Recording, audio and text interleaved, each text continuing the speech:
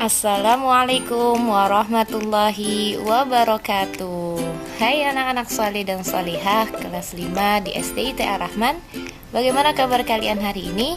Semoga kalian senantiasa dalam keadaan sehat walafiat ya. Sebelum kita membahas materi pada hari ini, mari kita berdoa terlebih dahulu agar dipermudah dalam memahami materi pada hari ini. Kita mulai dengan membaca basmalah. Bismillahirrahmanirrahim. Rabbi zidni ilman warzuqni fahman. Rabbi shrahli sadri wa yassirli amri wahlul 'uqdatam min lisani yafqahu qawli. Amin ya rabbal alamin. Kalau sudah berdoa, berarti kita siap untuk memulai materi hari ini.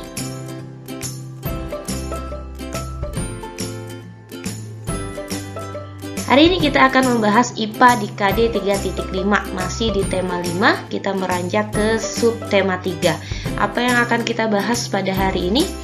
Yang pertama, kita akan mengidentifikasi kegiatan manusia yang memengaruhi keseimbangan ekosistem. Yang kedua, kita akan mengetahui upaya apa saja yang bisa manusia lakukan dalam memelihara keseimbangan ekosistem.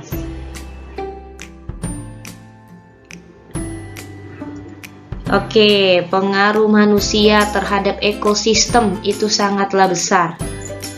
Manusialah yang memiliki peranan membuat lingkungan ini menjadi sumber daya alam yang hancur ataupun lestari. Nah, keseimbangan ekosistem dapat terganggu oleh faktor manusia, dari tangan manusia itu sendiri. Bisa baik, bisa buruk. Kalian mau yang mana? Mau ekosistem kita yang lestari atau menjadi hancur tidak bersisa? Kegiatan manusia yang memanfaatkan sumber daya alam inilah yang merusak suatu ekosistem dan berpengaruh pada kehidupan ekosistem. Jadi kalau kegiatannya merusak, berarti kita akan menghasilkan lingkungan yang hancur juga, lingkungan yang rusak juga. Apakah mau seperti itu? Jangan sampai ya. Kita akan pelajari apa saja sih kegiatan manusia yang bisa mempengaruhi keseimbangan ekosistem kita. Nah, berikut ini kegiatan manusia yang memengaruhi keseimbangan ekosistem. Ekosistem bisa terganggu karena ulah manusia. Apa saja? Yang pertama ada penebangan hutan secara liar, penambangan terbuka, pembuangan sampah atau limbah sembarangan, penggunaan pupuk dan pestisida berlebihan, serta penangkapan hewan secara tidak terkendali. Mari kita bahas satu persatu kegiatan tersebut. Simak ya.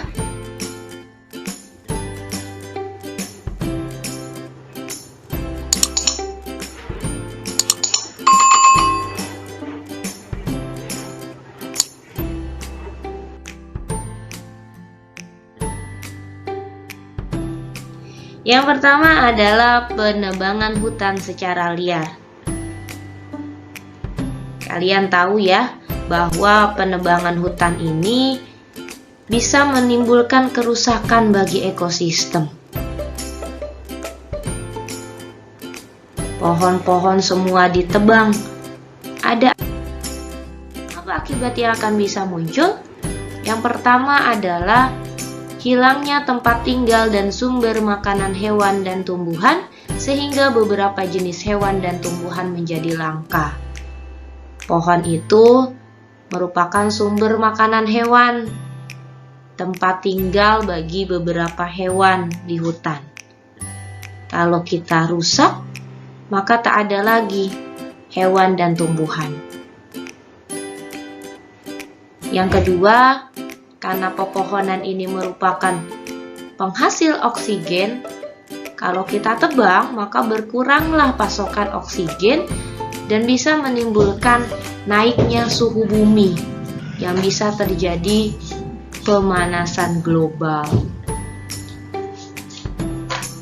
Yang ketiga, karena pohon sudah kita tebang secara liar, secara tidak bertanggung jawab, maka tidak akan ada lagi akar tanaman yang dapat menahan hutan sehingga menyebabkan banjir, erosi, dan tanah longsor.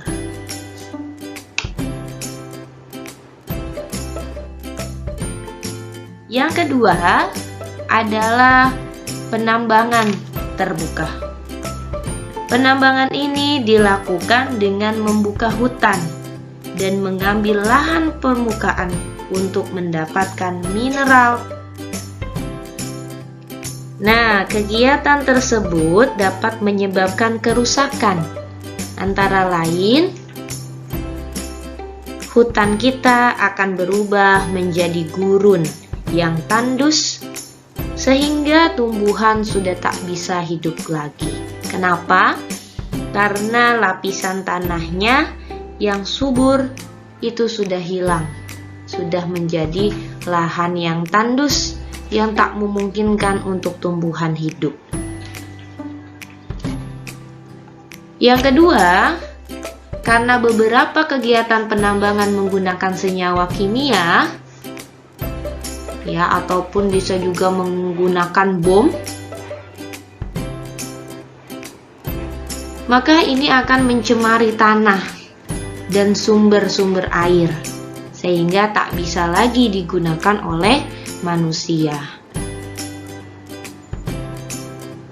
Yang ketiga, aliran sungai yang tercemar ini bisa membunuh ikan dan hewan air lainnya.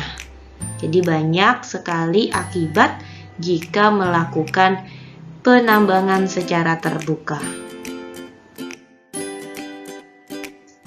Yang ketiga adalah pembuangan sampah dan limbah sembarangan.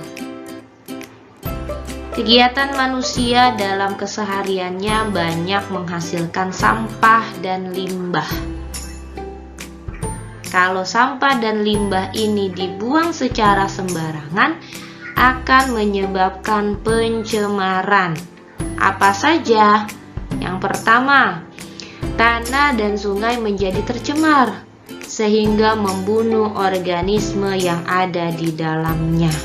Bisa membunuh ikan, ya. Yang kedua, karena tanah dan air sudah tercemar limbah dan sampah, tanah menjadi tidak subur lagi dan berbahaya bagi kesehatan manusia. Yang ketiga, karena sudah tercemar airnya, maka manusia akan kesulitan mencari air yang bersih. Kalau sampai kita menggunakan air yang sudah tercemar limbah, ini akan mengakibatkan kesehatan manusia itu terganggu.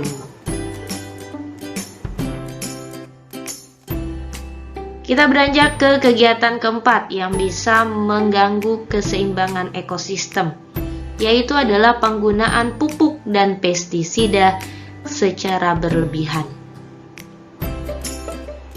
Nah, kegiatan bertani yang menggunakan pupuk dan pestisida untuk memaksimalkan hasil pertanian, petani menggunakan pupuk dan pestisida kimia, kebanyakan menggunakannya secara berlebihan. Hal ini berakibat buruk terhadap lingkungan. Apa saja akibatnya? Yang pertama, bisa mencemari air. Karena pupuk dan pestisida yang tidak diserap oleh tumbuhan akan terbuang bersama air, sehingga terjadilah pencemaran.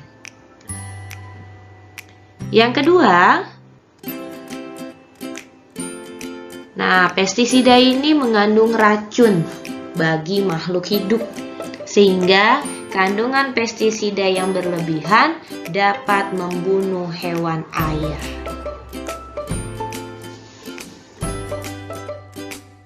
Baik anak-anak, kita lanjut ke kegiatan yang kelima, yaitu penangkapan hewan yang tidak terkendali.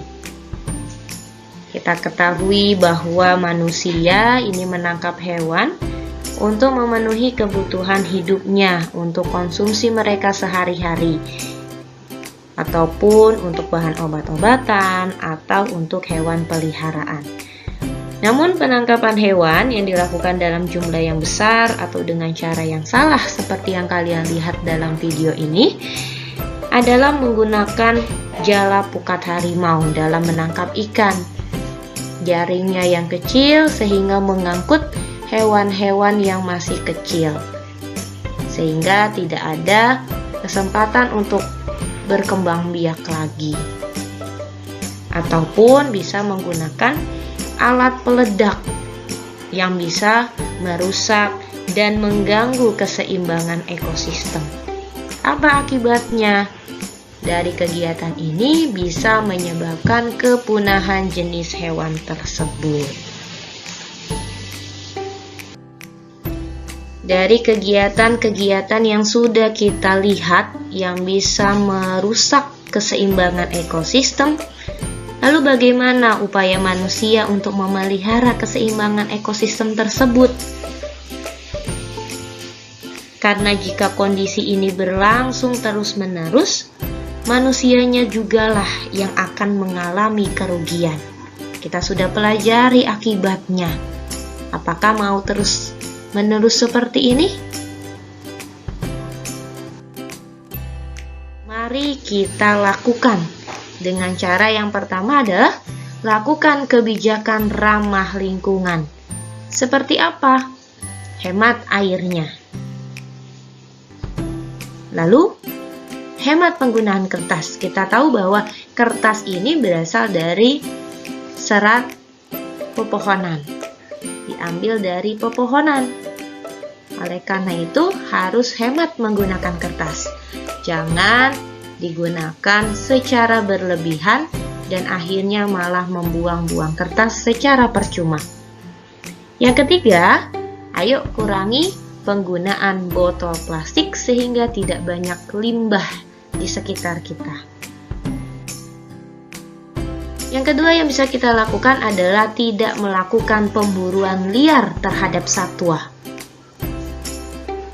Bisa kita lihat bahwa biasanya mereka memburu hewan liar untuk dijadikan tas, dompet, ataupun apapun yang bisa mereka jual.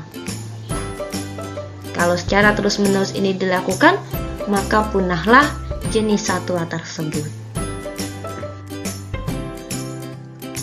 Yang ketiga, tidak menangkap ikan dengan pukat harimau atau bahan peledak. Gunakanlah cara-cara yang baik untuk menangkap ikan dengan ketentuan yang berlaku tentunya. Kita lanjut ke upaya yang keempat yang bisa kita lakukan untuk memulihkan kembali keseimbangan ekosistem, yaitu menggunakan pupuk alami, tidak menggunakan bahan kimia seperti pestisida secara berlebihan. Bisa kita dapat dari kotoran hewan ataupun sisa-sisa limbah rumah tangga yang bisa kita olah menjadi pupuk alami yang tak kalah fungsinya untuk menyuburkan tanaman. Yang kelima adalah tidak membuang sampah sembarangan. Ya, sudah tahu akibatnya jika kita membuang sampah sembarangan, apalagi ke sungai, yang akan mencemari tanah dan air. Dan yang keenam adalah melakukan daur ulang sampah. Sampah-sampah yang tadinya kita pikir tidak bermanfaat lagi, ternyata bisa kita daur ulang menjadi barang yang lebih bermanfaat. Ya, banyak kerajinan-kerajinan yang bisa dihasilkan dari limbah-limbah botol plastik ataupun dari kemasan-kemasan plastik yang bisa bermanfaat dan kita jual kembali. Baik, mungkin itu saja yang bisa Bu Farha sampaikan pada pertemuan kali ini. Pesan Bu Farha, mari kita jaga keseimbangan ekosistem kita. Jangan merusaknya dan ambillah sumber daya alam secara bijak, tidak berlebihan dan tidak menggunakan cara-cara yang bisa merusaknya, agar kita bisa tinggal di lingkungan yang lestari. Cukup sekian, mari kita akhiri dengan mengucap hamdalah. Alhamdulillahirrabbilalamin. Kurang lebihnya Bu Farha mohon maaf. See you on the next video. Wallahul muwaffiq ila aqwamit thoriq. Wassalamualaikum warahmatullahi wabarakatuh. Bye bye.